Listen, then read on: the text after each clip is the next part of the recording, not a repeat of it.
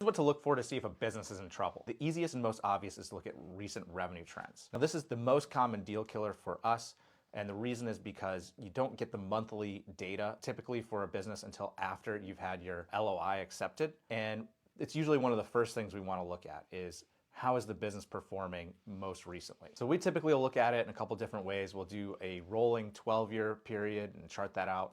We'll also look at rolling 3 months and just annualize that. Using the rolling 3 months, you can miss some seasonality in the data. You know, certain businesses are stronger in certain months of the year than they are others. Of course, the rolling 12-year is going to correct for the seasonality. And if you see a business, you chart that and the revenue was going up, up, up, and now it's starting to come down, down, down, you can see that something's changed in the business.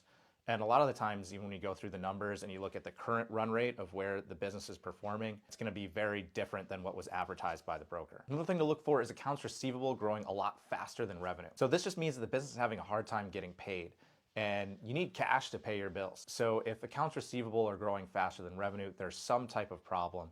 They're doing work, but they're not getting paid for it. And they're likely going to come into some type of cash crunch because you're realizing the expenses for doing the work, but you're not bringing in the revenue to pay for your expenses. Of course, watch for high employee turnover. Of course, different industries have higher turnover. Typically in the lower wage industries, you see the highest turnover. So cleaning businesses or certain restaurants or fast food businesses are notorious for higher employee turnover.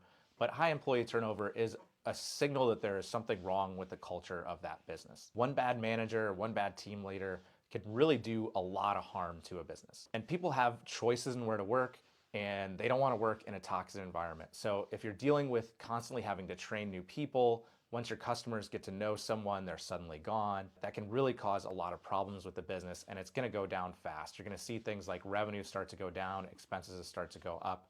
High employee turnover is a problem that the culture is broken. And last, we're looking at profit margins. If we're seeing declines in profit margins, it means the business doesn't have enough pricing power to raise their prices to offset their increased input costs. Now, that could be for two reasons. It could be one, that maybe their customers won't accept it, so they don't have the pricing power, or maybe the owner or the manager is just not paying attention. They're not doing a great job running the company.